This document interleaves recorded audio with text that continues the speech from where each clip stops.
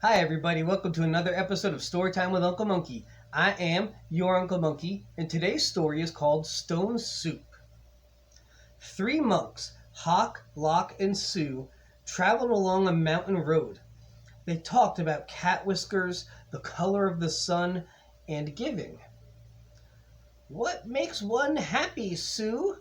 asked Hawk, the youngest monk. Old Sue, who was the wisest, said, "Let's find out." The sound of a bell brought their gaze to the rooftops of a village below. They could not see from so high above that the village had been through many hard times. Famine, floods, and war had made the villagers very weary and untrusting of strangers. They had even become suspicious of their neighbors. The villagers worked hard, but only for themselves. There was a farmer, a tea merchant, a scholar, a seamstress, a doctor, a carpenter, and many others. But they had little to do with one another. When the monks reached the foot of the mountain, the villagers disappeared into their houses. No one came to the gates to greet them. And when the people saw them enter the village, they closed their windows tight. The monks knocked on the door of the first house. There was no answer. Then the house went dark. They knocked on a second door, and the same thing happened. It happened again and again, from one house to the next. "These people do not know happiness," they all agreed. "But today," said Sue, his face bright as the moon, "we will show them how to make stone soup." They gathered twigs and branches to make a fire. They placed a small pot on top and filled it with water from the village well. A brave little girl who had been watching came to them. "What are you doing?" she asked. "We are gathering twigs," said Lock. "We are making a fire," said Hawk. "We are making stone soup, and we need 3 round, smooth stones," said Sue. The little girl helped the monks look around the courtyard until they found just the right stones. Then they put them in the water to cook. "Those stones will make excellent soup," said Sue. "But this is a very small pot, and it won't make much, I'm afraid." "My mother has a bigger pot," said the girl. The little girl ran home. As she started to take a pot, her mother asked her what she was doing. "The 3 strangers are making soup from stones," she said.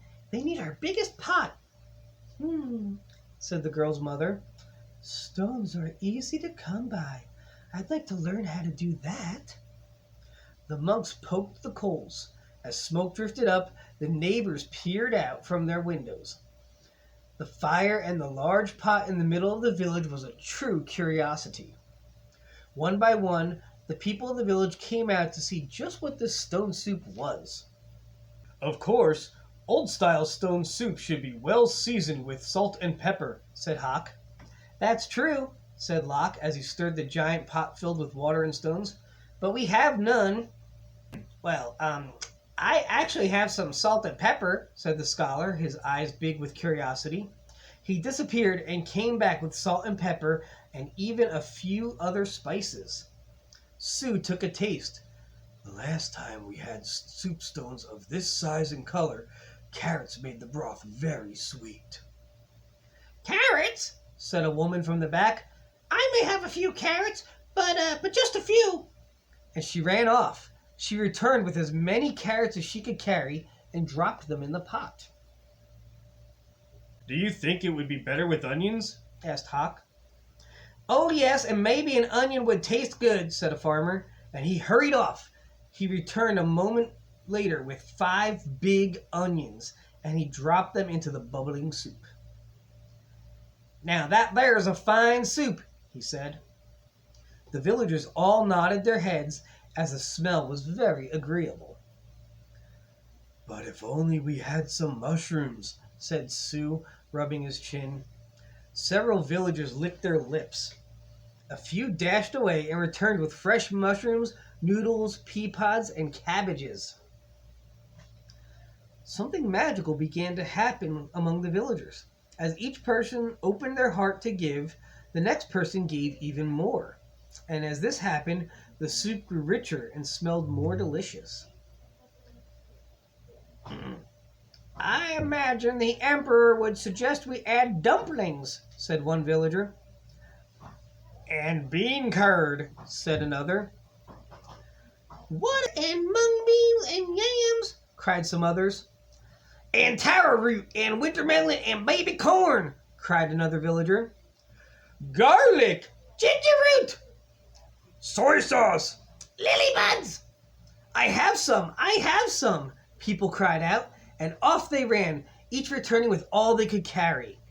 The monks stirred the pot and it bubbled. How good it smelled, how good it would taste, how giving the villagers had become. At last, the soup was ready. They brought rice and steamed buns. They brought lychee nuts and sweet cakes. They brought tea to drink, and they lit lanterns. Everyone sat down to eat. They had not been together for a feast like this for as long as anyone could remember. After the banquet, they told stories, sang songs, and celebrated long into the night. Then they unlocked their doors and took the monks into their homes and gave them very comfortable places to sleep. In the gentle spring morning, everyone gathered together near the willows to say farewell to the monks.